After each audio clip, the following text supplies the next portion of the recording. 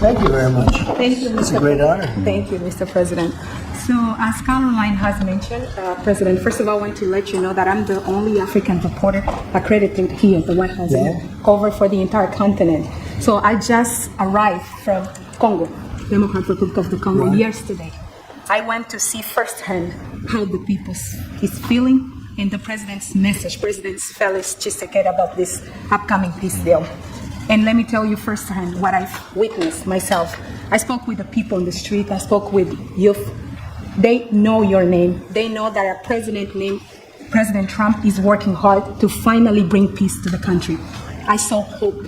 They have hope now for a better day in Congo. They see what you're doing as a future, better future for Congo. And I had opportunity to sit down with President Felix Tshisekedi for an interview because I want to understand his mind, what he's thinking, his feeling about everything that your administration is doing. And he told me firsthand that for many years, many American presidents overlooked this conflict. They didn't do nothing.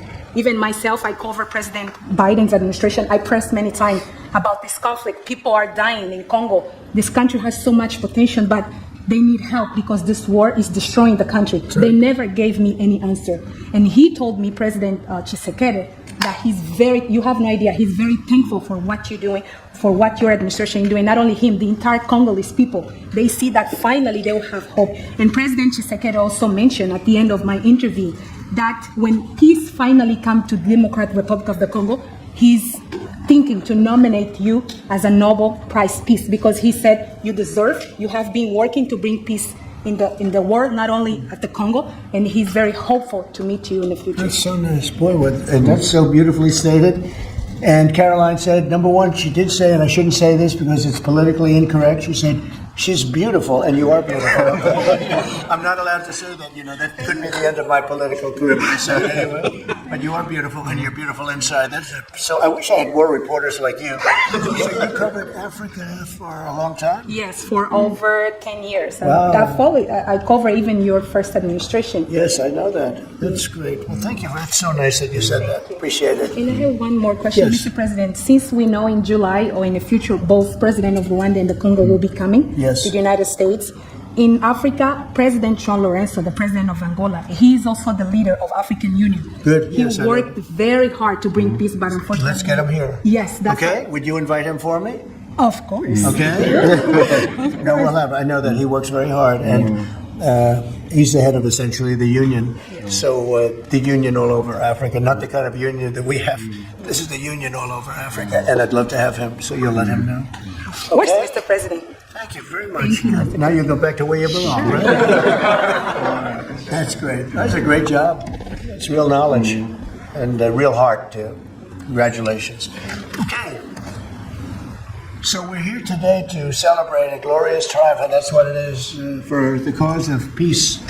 And this is a long time waiting. The signing of a historic peace agreement between the Democratic Republic of the Congo and the Republic of Rwanda. The conflict has continued, and it's been going on for many, many years. It's been going from, I guess they say 30 years, the Great Lakes region of Africa for a long time, and maybe even time before that. How is the Great Lakes region? Must be beautiful, right? Beautiful region, but they had a lot of war, right? A lot of fighting, a lot of death. It's displaced countless people and claimed the lives of thousands and thousands. But today, the violence and destruction comes to an end, and the entire region begins a new chapter of hope and opportunity, harmony, prosperity, and peace. That's been a long time waiting. I said, how long has the war been going? And a friend of mine who was very much involved said 30 years, and at least 6 million people were killed during that period of time. It's incredible. And somebody said it's the biggest war on the planet since World War II. So it's a shame, but we're going to bring it to an end. I want to express my gratitude and congratulations to the representatives of the Democratic Republic of the Congo and the Republic of Rwanda, who signed this pivotal agreement a short time ago.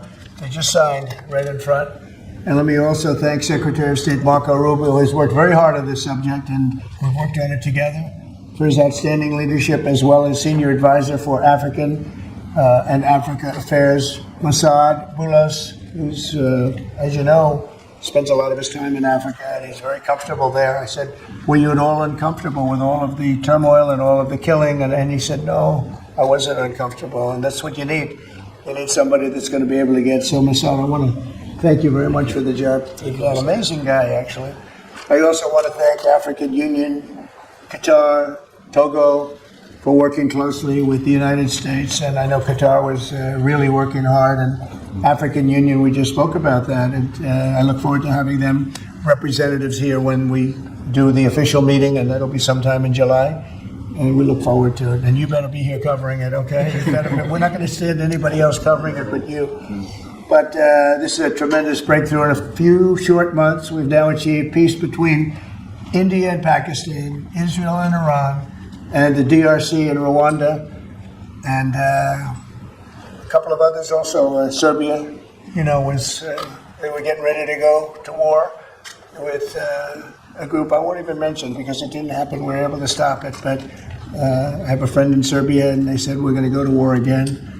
And I won't mention that it's Kosovo, but it's Kosovo. But they were going to have a big time war, and we stopped it. We stopped it because of trade. They want to trade with the United States. I said we don't trade with people that go to war. And we said that also with if you take a look at Pakistan and India, it was great. And they have two great leaders, and they were able to stop. They were in the midst of a big fight. I guess everybody saw, and it was going to get very bad. And they are nuclear nations, very powerful nuclear nations. In the months and years ahead, my administration will continue to work closely with all of the parties in this deal and ensure the agreements are fully taken care of. And you're going to do what's in the agreement. We'll say you better do what's in that agreement, right? Because if somebody fails to do that, bad things happen. But I have a feeling that after 30 years, I think after 30 years, you're all set. I think both of you have said that's enough, right? That's enough. Yeah. That's enough. You've seen it all. So this is a wonderful day. It's a great day. We've had some tremendous success. It's been a great week between just coming back from a very successful trip. NATO's really pulled together. They have. They're going to spend over $1 trillion a year. Nobody expected a thing like that to happen. And we had the war. As you know, we call it the 12-day war. It was exactly a 12-day war, and we ended up with no nuclear weapons. That's what we wanted. And they were just absolutely blown to pieces, those 3 sites. And there's no nuclear weapons, and hopefully there can be a lot of healing, and the healing is starting. And it's been a really pretty amazing week, and this is one that I really look forward to. This was set up a few weeks ago, and it was something that I really look forward to. If we can do this, and we do that because we have a certain competence that's good. We're able to get people to be peaceful. I think we can do war better than anybody, but we don't want to. And we have the greatest military in the world. They showed that in Iran. Those pilots, they flew for 36 hours. And think of that, and they hit their target. The size of this desk, half the size of this desk, from about 52,000 feet in the dark of night with no moon, 0 moon. They wanted it that way. Can you believe it?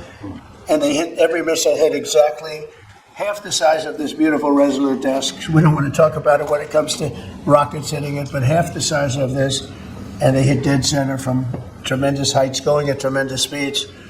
It's amazing. Nobody could do a thing like that. Nobody has that weaponry, and nobody could do a thing like that. So we had a very busy and successful week. And in addition to that, our economy is doing great. We're setting records with the economy and a lot of other good things happening. But this is about Congo and Rwanda. And I'd like to ask, if I might, would you say a few words before we introduce our guests? Sure. Thank you, Mr. President. Yes. So, under your leadership, Mr. President, and the full support of Secretary Rubio and the entire team at the State Department, we engaged with the 2 parties in early April, and within 3 weeks they signed the Declaration of Principles. And now, within about 2 months from that, we have signed today the final. This is actually the final peace agreement. Many people were wondering if this is preliminary. No, this is the actual final peace agreement that they've signed today. You've also expressed interest in inviting the heads of states to the White House for a signing ceremony. So there will be some other additional agreements that will be signed, in addition to this, which will become known as the Washington Accord with regards to the Great Lakes region. There are some economic... Why not the Trump Accord? I'm only kidding. I think it's great. Washington. And there's an economic aspect as well that is extremely important for both countries. They have also worked, last week we finalized the regional economic integration framework, which both countries will be signing at the White House here during that ceremony. And That's going to be a great ceremony.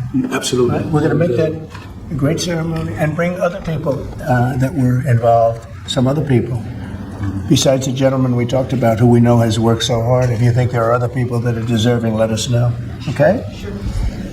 And there will be some bilateral agreements.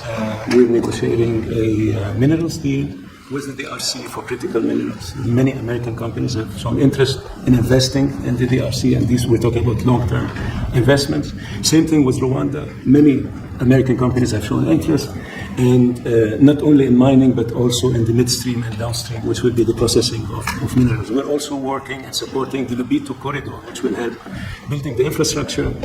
Just 2 days ago, the United States signed and supported a project of $1.5 billion for electric transmission from Angola to the DRC. And there are many other projects of that nature lined up.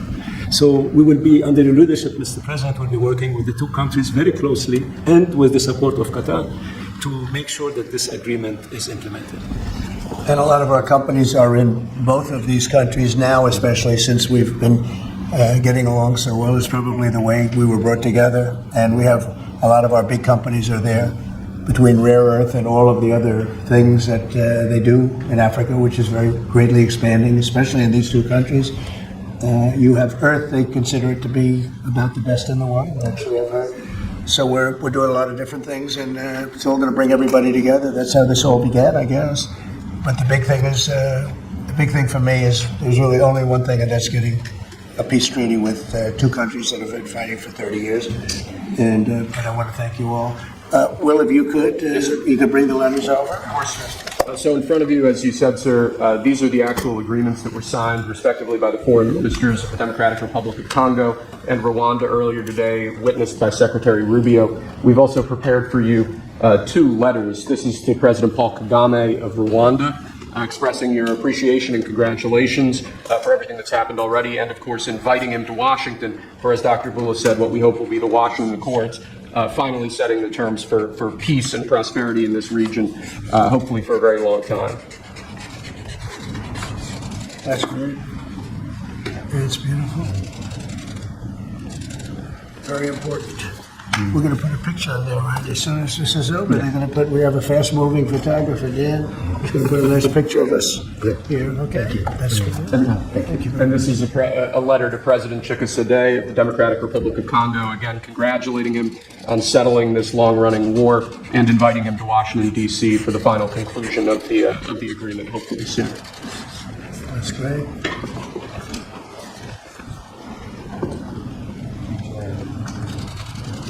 Nice, really. Take that pen. Thank you very much. So I'd like to ask JD to say a few words, our great Vice President, and then Marco. And go ahead. Great. Well, first, let me welcome the foreign ministers of Rwanda and Congo. It's great to have you in the Oval Office. And second, let me say congratulations to the President, to Secretary Rubio, the entire team.